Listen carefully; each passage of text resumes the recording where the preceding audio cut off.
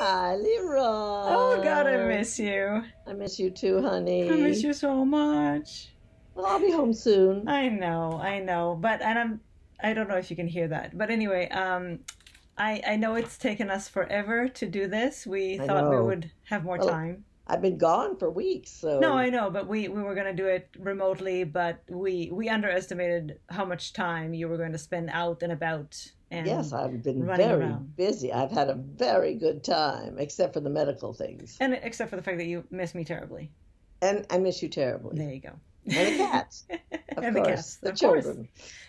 Well, happy Mother's Day, by the Happy way. Mother's Day. And happy Mother's Day to everybody out there who is a mother. Yes, to any, four-legged, two-legged, Especially, three-legged. especially four-legged.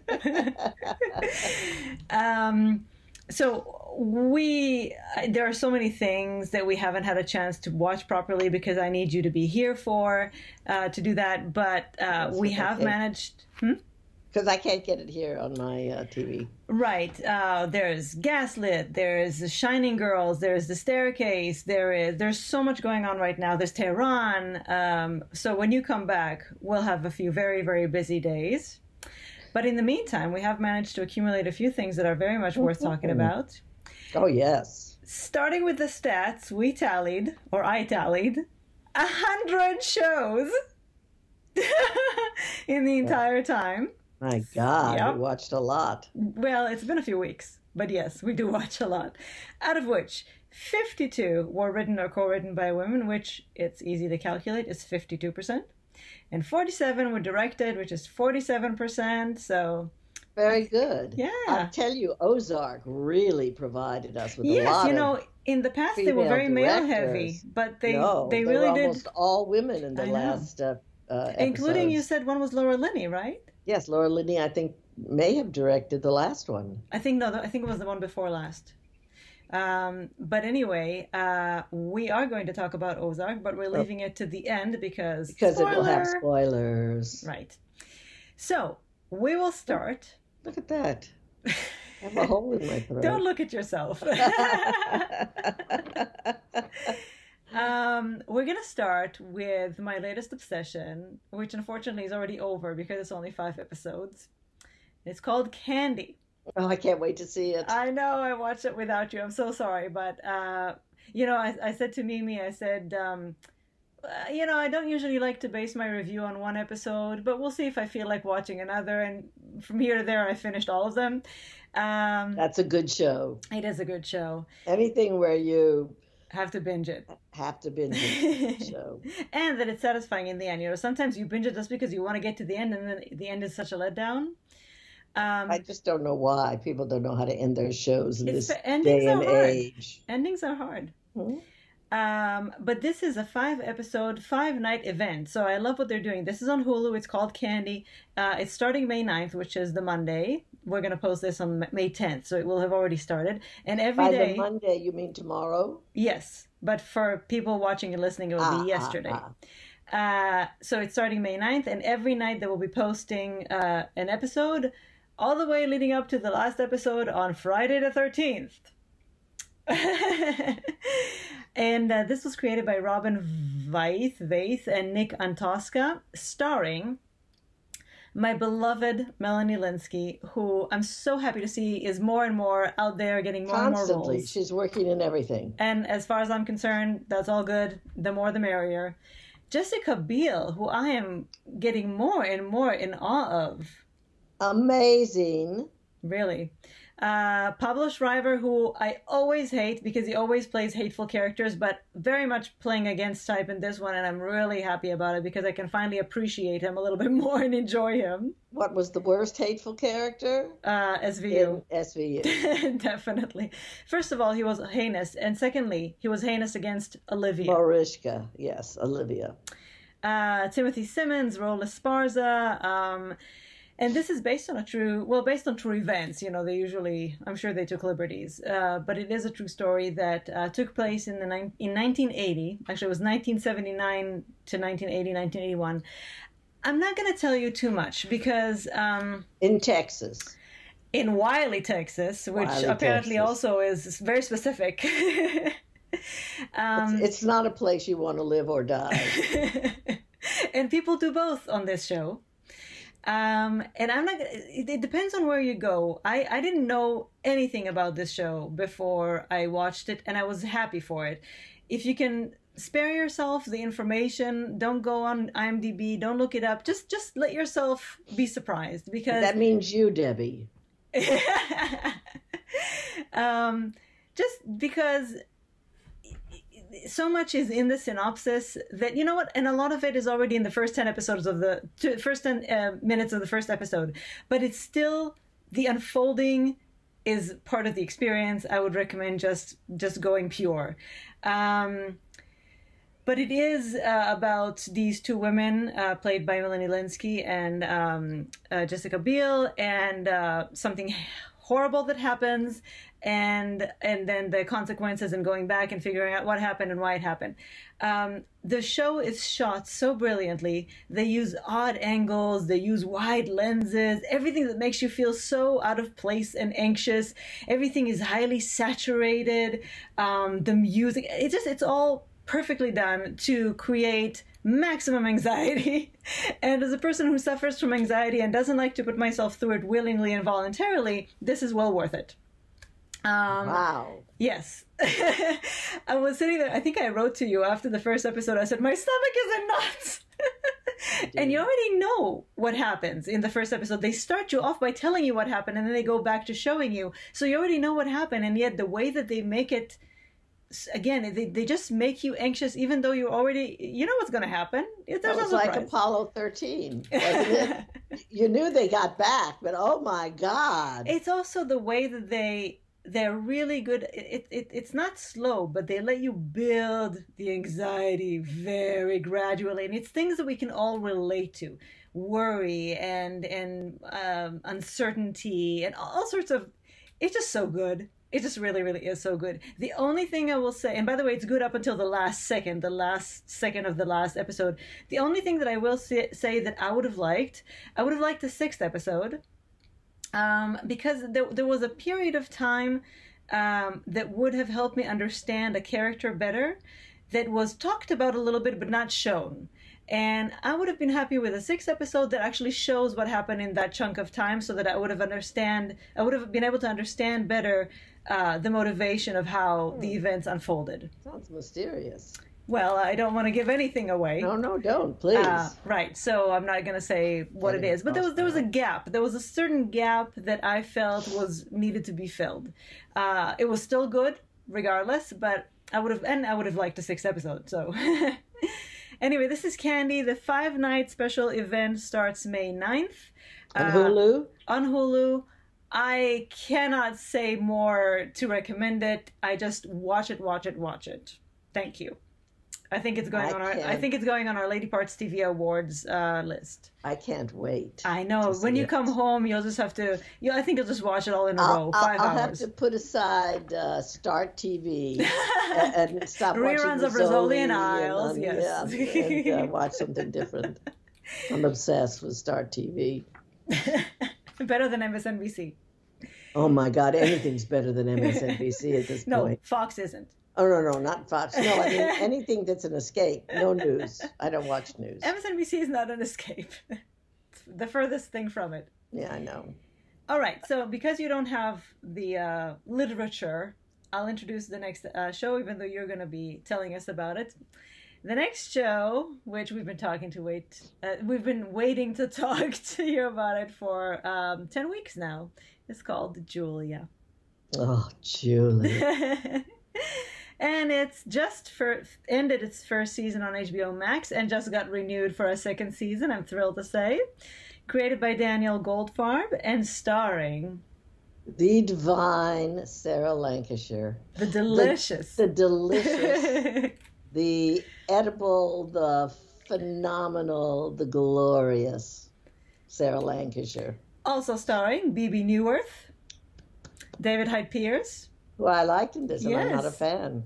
Brittany Bradford, who played Alice, who I think it's the first time we see her. Lovely. Wonderful. Fiona Glasgow, Judith. Oh my God. Love her. Oh my God, I'm looking to find everything she ever did. She's practically next to Julia. She's my favorite character. I know. She's a beautiful character. Fran Kranz, Robert Joy, and of course, Judith Light. The great Judith Light. The great Judith Light. And an interesting character here. Yeah, it was interesting. I could kind of see her work a little bit in this, which was something you can't usually see. But it was that much of a kind of a little bit of a departure kind of a thing. And it was very, well, she's always great. Tell us about Julia. Julia is about the phenomenal, the great Julia Childs. Now, you may think you've seen Julia Childs before. You may have seen the actual French chef, which I think I saw. Wow. My mother was obsessed with it. I don't know how she got it in Laredo, Texas, but... Well, at some point there was in syndication all over the place. Yes. You may have seen Meryl Streep. Played Julia and Julia, right? Julia and Julia.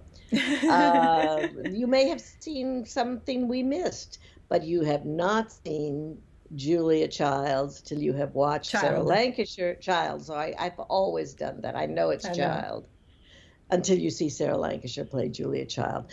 I might go as far as to say she is Julia Child. She embodied. She really did. Channeled her. Yes, she really did. And what she did with her voice, and it was so... Oh my God, I bet you had to have a lot of training for that, so to not hurt her voice while doing that. With the breathlessness of it. I didn't... Anyway, if you love food, you will love this show. Even if you don't love... I wouldn't touch anything she made. No, well, I would touch and eat everything she made. But it's not about that. It's about it isn't, the but zest it is for about life. What good food can bring to your life. And it was about how she did it. Her complete love of French cuisine, her love of sharing it, her personality, which was bigger than life. Everybody wanted to be around her. Everyone wanted to be near her. Everyone loved her. Even the people who didn't want to love her. She had a great sense of humor. GBN had to love her. Is it WGBN? No, WGBH? Yes, WGBH, which is our public television Vineyard. She is so glorious as a human being that you just want to be with her. That hour we got to spend with her every week was a gift. It was. Her sense of humor was it wasn't a surprise, but the fact that it was really as sharp as it was. And naughty. Very naughty. And her relationship with her husband, Paul, is very interesting. And with Bibi. Bibi did not, I don't think Bibi was in the movie. No. Avis, a wonderful, wonderful character. Everybody in it you will like, even the people you might not like Jefferson May's character. He's another star on, he does a show about reading books and he's deadly dull. Almost as dull as watching somebody else reading a book. But Sarah Lancashire will lift your heart, your soul, your senses. She will do what Julia did for mostly the women of America, but there were men also who were very interested in the show, even though it was kind of dismissed at first as a woman's show. No. And she basically invented food television. I mean, food shows. Television, absolutely. Cooking shows. Absolutely. You do not want to miss one morsel of this glorious show, which is on HBO Max. HBO Max, right. If you don't have HBO Max, get it and binge. Literally. And the thing about it is that she made everything so delicious. Everything about life, her zest for life, her love, her magic. Everything she approached things, her attitude. It was so full of life and full of love for life. So it was, food and cooking was just an extension of that. And she was so kind to everybody. She was a lovely soul. And oh my God, there's an episode in Paris where James Beard practically explodes with joy to be with Julia. It's so darling. It's just, I can't recommend it more highly. I can't think of anything I've seen in a very long time that made me feel so good. Yes. Especially because we watch, things about murders and serial killers. Yes, and she's working on Happy Valley right now. Very different, very different. Very different, but also not equally, but also very great. In a different way. But this was an hour that I couldn't wait to spend with her. This was joy, pure, unbridled joy. Yeah. So Julia is on HBO Max. All the first season should be there right now to binge, and second season we can't wait. Enjoy it. Bon appetit! Bon appetit! Which we've been saying now every time we about to eat. Okay, so I will also introduce the next movie, which is yours to talk about, because I haven't actually seen it much. It's called My Puny Sorrows. It's on demand and digital, actually available already. Directed and written by Michael McGowan, based on a novel by Miriam Toews. Starring... A huge bestseller. Oh, was it? Yes, it was a huge bestseller.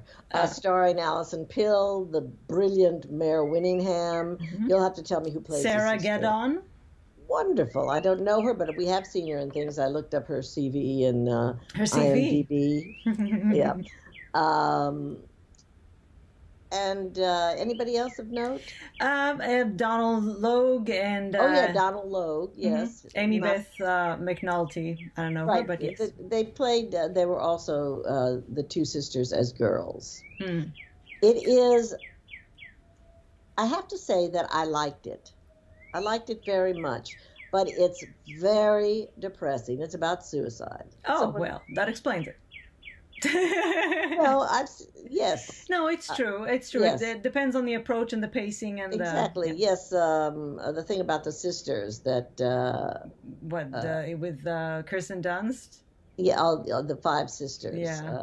I forget what it was called. Was not quite as even though it's terrible. This was a very depressing movie, and what made it more depressing was its pacing. Mm-hmm. It was is crepuscular a word that has to do with the crypt? I have a feeling it is. It was just a deadly slow pace. Now, the acting is wonderful. Everybody is good. Mare Winningham is, as always, just to worship at her feet. I love her. What's the name of the girl? Sarah Gadon. Sarah Gadon as the... I guess the protagonist. Mm-hmm. Alison Pill is really the star, mm-hmm. but it's about her sister, who is a brilliant concert pianist. They were Mennonites. Didn't seem, and I guess it's something you learn at the very beginning, so I'm going to say it.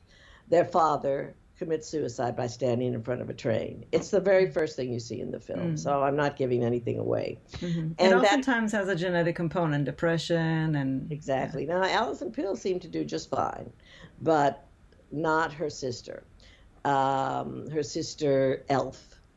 Her name was something, Elfina probably or something, yeah. But anyway, they called her Elf.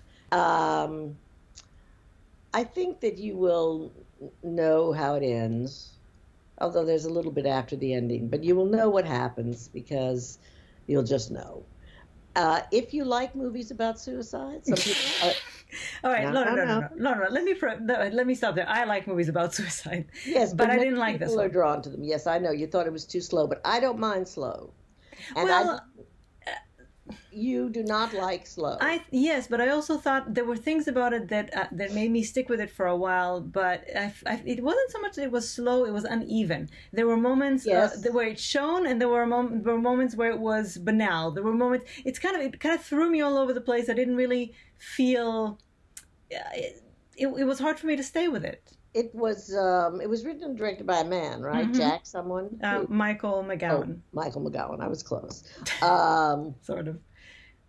It felt like a woman's picture, interestingly enough. Yeah. It felt to me like it might have been Well, it's directed. based on a novel by a woman. I understand, but that doesn't mean that it would translate to a sort of a feminine touch directed by a man. So he's quite sensitive. There are flashbacks to their youth. I loved them as girls. Their relationship was very sweet. It was very dear. Anyway, I think the bottom line is because you do do better with slower paced movies. So that's what you have to be willing to sit through. You have to be. Now, I didn't love it because of that, but I was never tempted to stop watching Okay. it. That's and good. I think that's some sort of a recommendation, because I will stop watching. Did the story end up affecting you? To a certain degree, but not as much as I would have hoped, because the story was a foregone conclusion, and that sort of robbed. But did the journey to it did it teach you something? Did you come out with any kind of insights or? Yes, I did, and I'm not going to say what. No, but just the fact that you did. Absolutely. So it was time well spent. Absolutely. And Alison Pill was full of life, as she always is. I think that if you don't mind a slow film about suicide with excellent performances, and interesting direction. Interesting. It wasn't all. It wasn't. It bounced around a little bit. I think All My Puny Sorrows is not a bad film to watch on a bright sunny day when you feel like watching something a little depressing. Okay, well, All My Puny Sorrows is available on digital and on demand now. Moving on to The First Lady, a show that I had very much been looking forward to. It's on Showtime on Sundays. I have to say I have not watched the last one yet, and there's one tonight, so this will be about the first 2 episodes anyway that we already watched. Created by Aaron Cooley and filled with fantastic people. The 3 stars. Michelle Pfeiffer. Well, hold on. Let me just give them the thing, and then we'll go into the yay and the nay. Michelle Pfeiffer plays the wonderful Betty Ford. Gillian Anderson plays Eleanor Roosevelt, the formidable Eleanor Roosevelt. Eleanor Roosevelt. That was good. They should have cast you. And yes. And Viola Davis plays Michelle Obama, also starring Lily Rabe in a very, very interesting role. Dakota Fanning, Aaron Eckhart, Kiefer Sutherland. Let me try and say this. Oti Benlay. What's her? Elizabeth Moss's husband in The Handmaid's Tale. Exactly. That'll help. Ellen Burstyn, Regina Taylor, Kate Mulgrew, Eliza Scanlon. Really a fantastic cast. Star-studded. As well as it should be because of the subject matter. So the show wanted to show what happens on the East Wing as opposed to what happens on the West Wing, and how so many of the important decisions that happen throughout history were quite influenced not by just the president but also the woman who stands next to him. And they chose 3 women. I can see why they chose these first ladies. First of all, Eleanor Roosevelt was... Well, she's iconic. Yeah. I mean, one of a kind. Betty Ford, to me, was one of the most spectacular women in the history of America. And Michelle Obama, of course, changed so much about what a first lady should look like and what she should be about. And there was a lot of angst and trouble that she had to carry along with that responsibility of trailblazing. Are you stuck? Oh, yeah, you were stuck. Was I stuck? Oh. It seemed like you fell asleep. I was just being quiet. I mean, No. Your eyes were closed. It looked like you were asleep. I was going to say that's something I know you're not used to, but I was letting you do your thing. Anyway, now, let's start with Michelle Pfeiffer.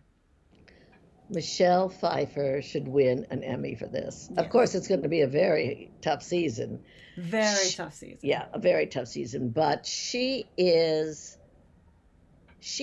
a life force. She is so beautiful a human being. She is so generous as Betty Ford. She shows Betty Ford's essence absolutely shines through her. And Betty Ford's essence was a wonderful, brave, troubled, woman. She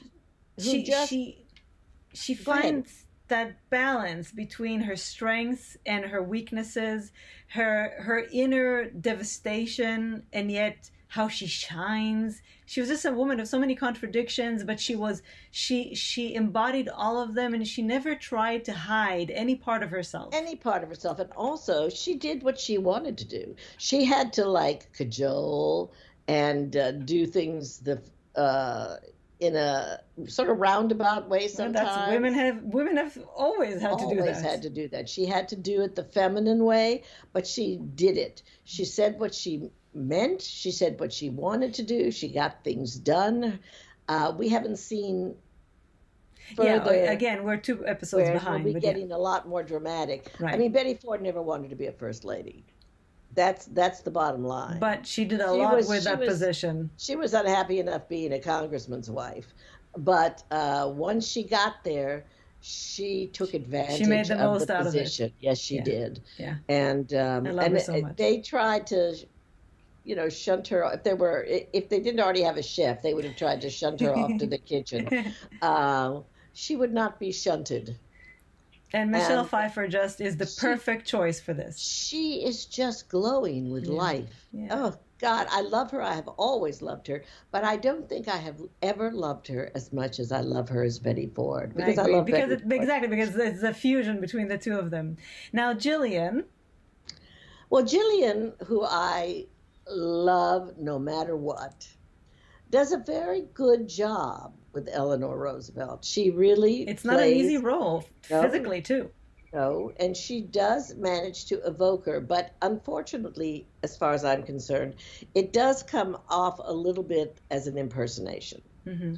Because Eleanor Roosevelt is so friggin' specific. It's not like you can do your own take on Eleanor Roosevelt. Yeah. If you're playing Eleanor Roosevelt and you can manage it, you have to do Eleanor Roosevelt, okay? And she does. Mm-hmm. She does. And I think that it's sort of thankless. Mm-hmm. But I think she's wonderful because she's always wonderful.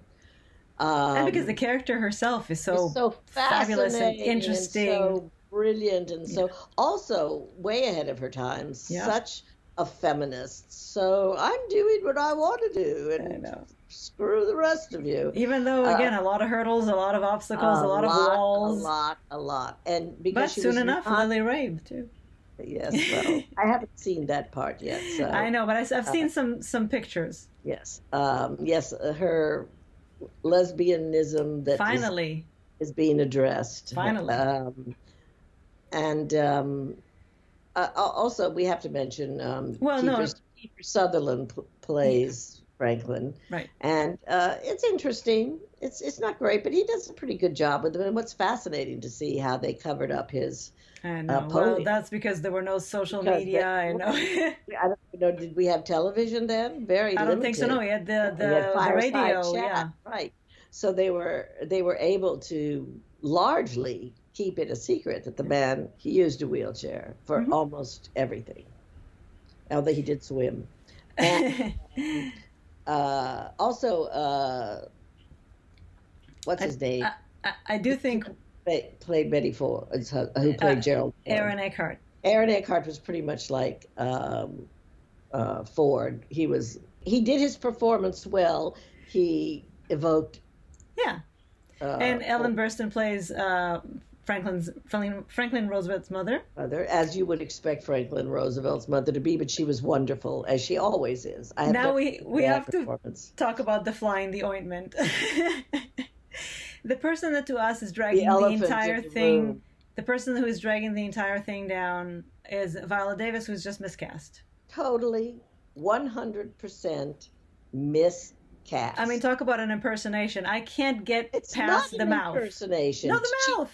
No, but she thinks she's doing that. It does not evoke Michelle. No, I can't. Obama to me. It's just like someone doing something strange with her mouth. It's like, Viola, is there something wrong?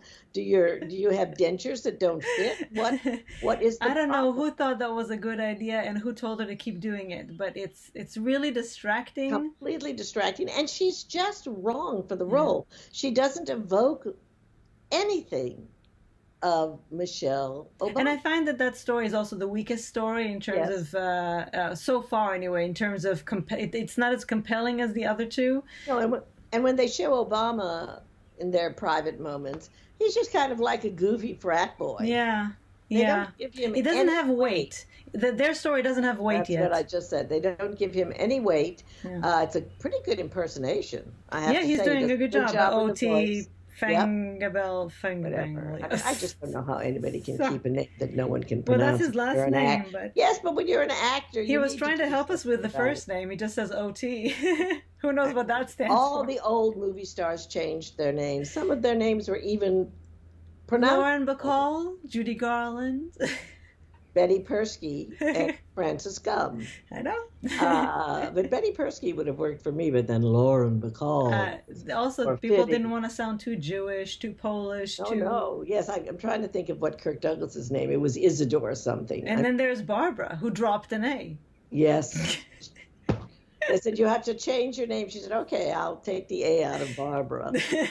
Oh, God, I love Barbara Streisand. Anyway, I don't even look forward to the show because I have to watch Viola destroy Michelle Obama. There are a lot of younger actresses who...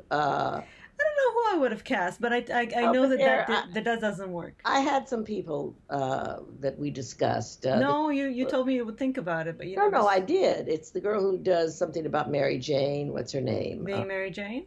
Being Mary Jane, yes. Gabrielle Union. Gabrielle Union. Oh, right. There's a lot of women that are not stars who are very good actresses that I think would have fit in. I should have made a list because I found several actresses that I thought would have been perfectly wonderful. Maybe they weren't the name value of Viola Davis, but when you're sacrificing realism and casting for a name, you're making a big mistake. Yeah, and this that name just gets besmirched, and she's being besmirched all over the review. Oh, really? Everybody agrees with us? Everybody, and she actually felt the need to respond. Say, really? Who needs critics? They're useless. Okay. And she was a little defensive about it. It's hard. I mean, you do the best you can. Well, yes, you don't want to turn down the opportunity, but sometimes maybe although you would think that there were enough creative people around to have realized it, but maybe it will get better. The lips thing, I can't. 40-something women of color who would have done an excellent job, and I wish that I had written them down. Well, you'll follow up on that. But anyway, the show is still good. I just find excellent. It uneven because of that part. But otherwise, just watching Michelle is just to die for. Michelle Pfeiffer. Michelle Pfeiffer, that's what I meant. Yes, not Michelle Pfeiffer playing Betty Ford and Eleanor Roosevelt. I know that the story is going to get even more interesting. So the show on a whole is worth your time. Yes, and the historical perspective is very interesting. And celebrating these trailblazing women. Yes, I find the Eleanor Roosevelt story to be very interesting. There are things we don't know. Mm-hmm. There are certainly things we don't know about what Betty Ford went through to try to get some kind of respect in the White House. The other thing about Michelle Obama is that it's a little too recent. Yes. To do kind of put her in this system. I mean, I understand why they did it because it is, showing from different periods of time that the important first ladies we had of that era. But it is a little recent. It feels kind of like I don't need to have that story told to me yet. But maybe there will be things that we didn't know. So. Well, yes, but Viola Davis will still be Yes, I'm just saying in general. All right, The First Lady is on Showtime Sunday nights. Yes, definitely watch it. And as always, write to tell us what you thought. Mm-hmm. Okay, now, I don't think we're going to do spoilers on this, so I don't think we need to put a spoiler alert, but we're just going to tell you that we're going to talk about Gentleman Jack, the second season. And that we are on the UK schedule. So we're watching UK. The UK started airing the second season 2 weeks ahead of HBO in the US. So we are on their time, which means or at least I watched 4 episodes. Mimi hasn't watched the 4th because I gave it a really bad review. I don't think I need to tell you all that it's created by Sally Wainwright, and it's starring the divine Saran Jones, Sophie Rundle, Gemma Whalen, Gemma Jones, Amelia Bullmore, and many others who are all wonderful. And that this is the story of Ann Lister, an LGBT trailblazer, based on her diaries that were all encrypted in a secret code and had to be decoded, which is already fast. I want to see how it was done. I want to. Well, I'm sure that there is a documentary about that. Well, it's so brilliant to look at. It is, first of all, it is a feast for the eyes. Every scene is a feast for the eyes. It's like a painting of the period. It is so magnificent to look at. And the costumes and everything. It's really top notch. Yeah. Everything about it production-wise is absolutely glorious. And everything there's about not it a bad acting-wise, performance. of course. No. Yeah. Everybody is magnificent in it. Right. The only thing, and again, without spoilers, just kind of painting with broad strokes this review, the problem is when the first season ended on such a high, happy, hopeful note, I went on, and I heard there was going to be a second season. I went on the internet and searched Ann Lister to see what happened next. And when I saw it, I thought, oh, do I really want a second season? And guess what? I guess I didn't. As much as I want more and more and more of these characters and these actresses and their relationship, this is based on a true story. And so they really don't have a choice but to tell us what actually happened. And what actually happened isn't very happy. Not for now, anyway. I don't know. But yeah, to me, these first 4 episodes, plain. Happening there, not here. Yeah, well, it happens everywhere, unfortunately. The first 4 episodes were mostly, although there were moments, they were mostly filled with of brightness. Yeah, but they were filled with a lot of angst and a lot of anxiety and a lot of uncertainty and going back and forth. And as much as it pains me, maybe it would have been right to stop after the first season and just leave us with a happy ending. Leave us with that good taste. But this is just barely halfway through, so I don't know. I really don't know where she's going to take it.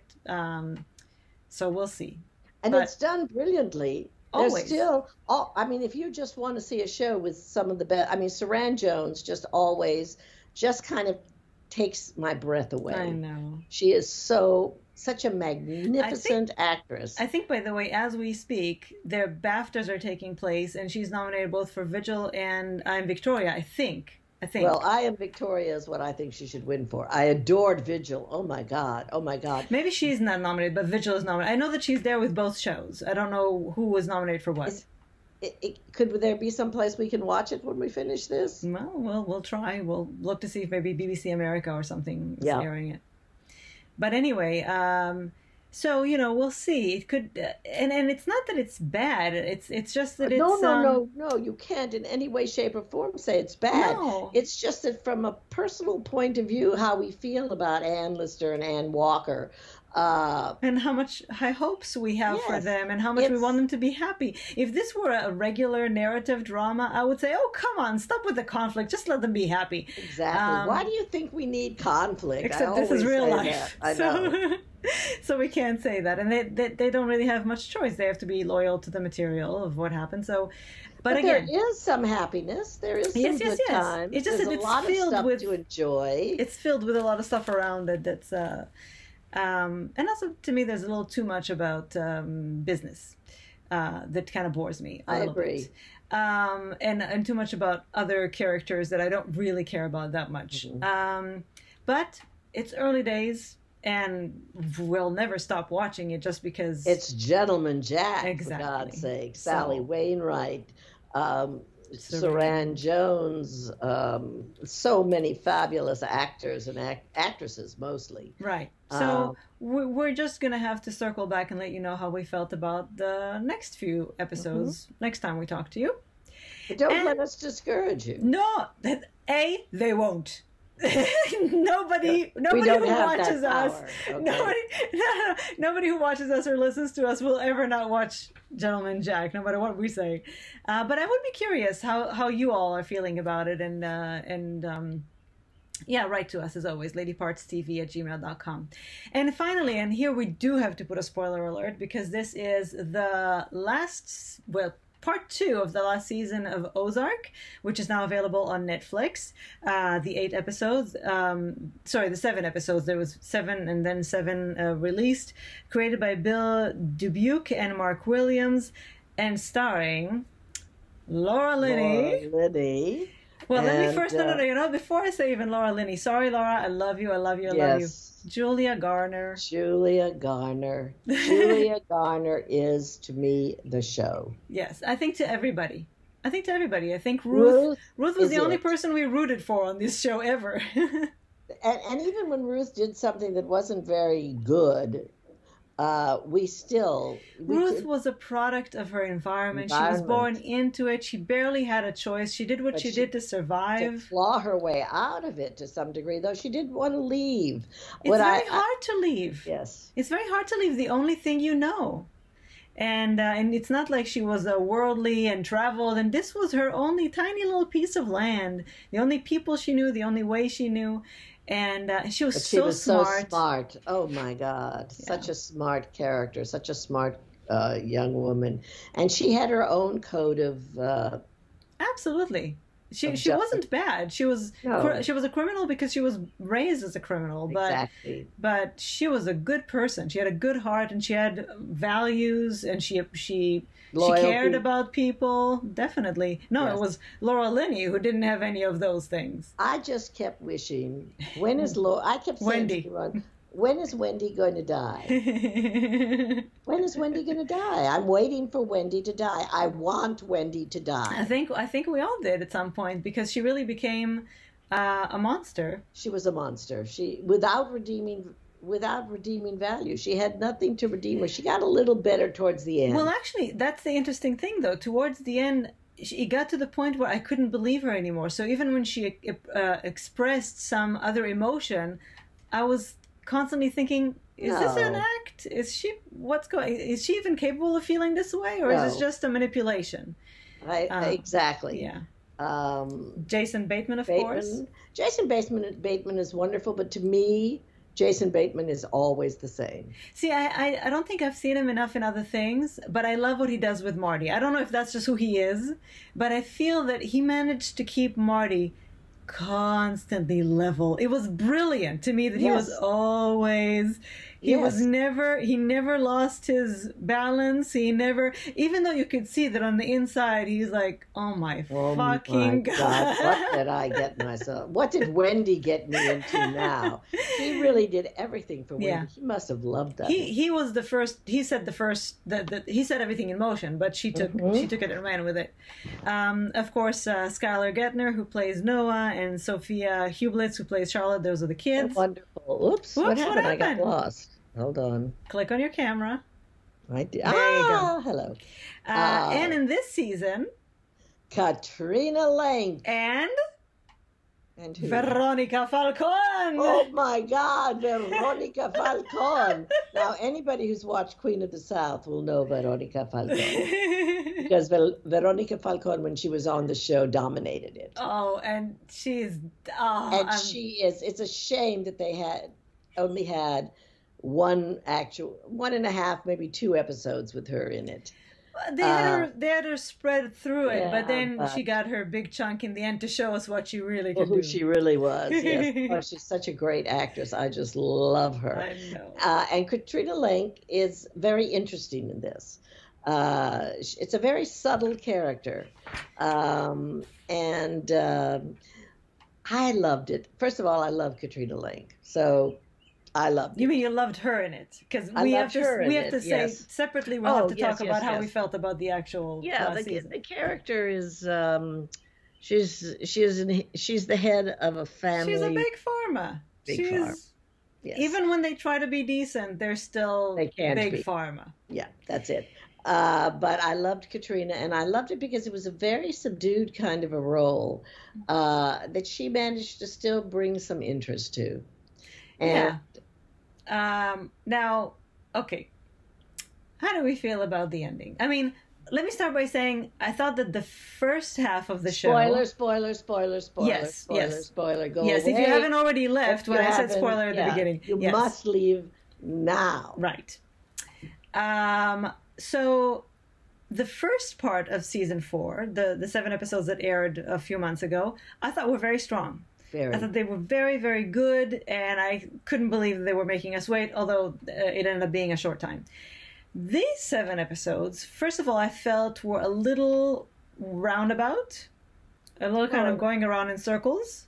Completely. Even if they had to build over and over again. I think the whole show was the same. Yes, that's what I was about to say. Basically, that's what they've been doing for 4 years, but always kind of with a new twist or with a new a new antagonist, a new villain, This is basically what they have.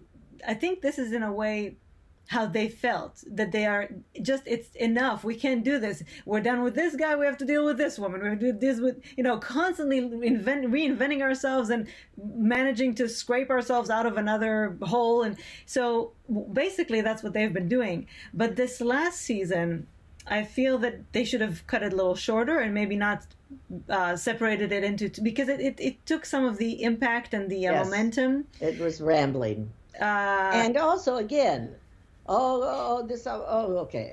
I felt some of it also was forced. Some of it I felt was a little contrived. And I don't believe that Wendy Bird could do all of the things she do. I still don't understand, after watching the entire series, where Wendy got all of this power. I don't understand where she got the juice. Yeah. I really, really don't. It's true. It did happen because in the first season or two, she wasn't there. She was in the home life more, getting more and more powerful. But then all of a sudden, well, we know that she came from a history of working on campaigns, and she always loved politics. She always had the thirst for it, and at some point, she just snapped. She just snapped. She just all of a sudden became this bloodthirsty psychopath. I don't know. I think she sort of was. I mean, she had her brother murdered. After. Yes, I certainly didn't get the impression in the first 2 seasons that that's who she was. I didn't see any signs. Not. No. She just was ambitious. Well, and trying to make the best of a bad situation. Right. So I think that also the situation changed her, and I can definitely see that happening. But what she did to her children. Right, and I was about to say, you can always make the argument that she was fighting to protect her family, but also she was ruining her children and happy to suck them into this very, very horrible, dangerous lifestyle and involve them in it. But the ending, the real ending, I kind of almost threw the remote on the television. I knew it was going to happen, I knew it was going to happen because... Didn't I keep telling you, no, they can't do that to us? They can't do that to us. I said, Ruth is going to die because she's the only person we care about. Which is supposed to be the reason why she shouldn't die. No, this show is ruthless. Yeah. Ruthless! It's ruthless now, yes. It was ruthful before, and that was the best part of it. But even the way she died was Ruth. So we gotta do this or what? Are we gonna do this shit or what? I mean, Julia Garner is such a genius, and also, and so I hated that. But what I did rather like, although I found it quite terrifying, the minute I realized that Veronica Falcon, that the sister of what's his name, Navarro, yes, Navarro, that it was Veronica Falcon, who I didn't recognize because she was very glamorous and Queen of the South. I went, oh, no. You don't cast this woman to play that. You don't cast Veronica Falcon to play, the loyal, loving sister. No. Yeah, and she did not disappoint. We saw it coming. In fact, she surpassed it. She surpassed every expectation we had of a character Veronica Falcon would be cast in. No, she was actually, to me, the part that I savored in this. She was the saving grace of this. As horrible as she was, I just enjoyed her so much. Well, but everybody was horrible. I know, but she did end Ruth. Everybody almost was horrible, but she was. But you couldn't even blame her for killing Ruth because she had killed her son. Killed her son. Yeah. Even though I think she admired her. And this is why I had a hope for one split second when she looks at her, kind of. I was like, maybe they'll team up. Maybe she'll realize, you know what, this girl is more useful to me alive than dead. It was very Greek tragedy. Yes. Which is only the only reason that I realized Ruth was going to die, because she's the tragic heroine. Exactly. And as soon as Veronica got a big role, what was her character's name? I think remember. Camilla?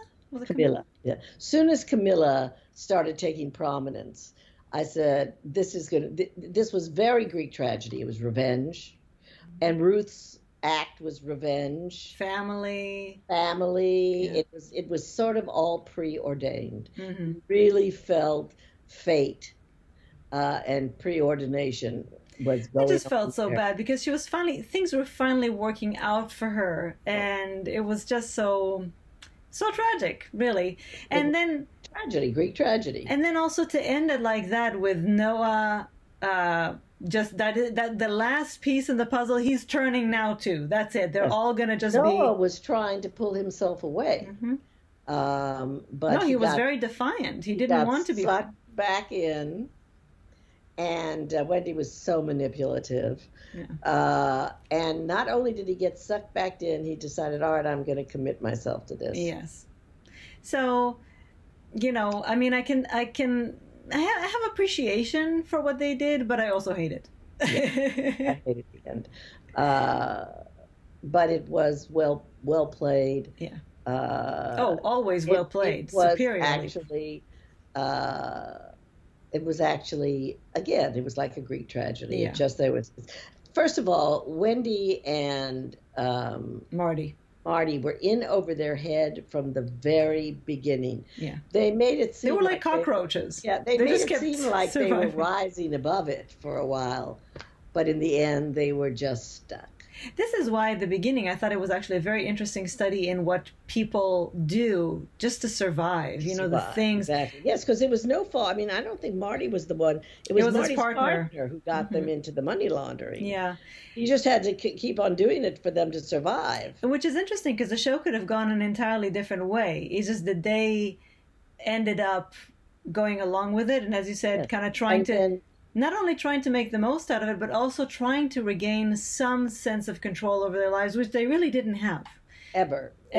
There was an illusion every once in a while, but they were in with the cartels. Nobody beats the cartels. No. And because the cartels are monsters. The cartels have no soul. So even if you sacrifice your own soul, as Wendy did. That's basically what they were saying. It's that the only way to ultimately survive is to just join them. You can't beat them, just join them. But they will always be bigger than you. And in the end, they ended up just being handmaids to the cartel to stay alive. Yes, but in their small little way, they're feeling as if they're... but although with Camilla in charge, they know they're trapped. They know that they have no autonomy. Yes, and that this is the only way that they've managed to psychologically get through it, to make themselves feel as if they have some say in the matter, as if they have some power, because they have power over other people. That's how it works. So exactly, yeah. But ultimately, they have no power. Yeah, and this ending proved to them what their life is going to be like, and that they are never getting out. Right. So unless again, it's feet first. This is why I could appreciate it, but I also hated it. Yeah, it was. I would have wished for something a little more hopeful, but on the other hand, the show has never been hopeful. Yeah, it kind of had to end that way. I know. I just wish for Ruth that they would have given her a different ending. I wanted her to get out. Honestly. So that's that. This is our hour-long chat. Oh, that's that. That's that. What's that from? Oh, come on. If you don't know, you have homework to do, and just write to us. We'll let you know. This was great. I missed doing this. Yes, we could have been doing it all along, but we were. It's been a little hectic. It has been hectic. Oh, look at your knee. I know. I'm sorry. I'm uncomfortable. That's okay. We're ending this. Thank you for joining us. I hope you enjoyed this visual podcast. Yes. And we'll probably talk to you next time when Mimi is already here in the same room with me after we've had some time to watch some shows and hug and kiss and bask in each other's presence.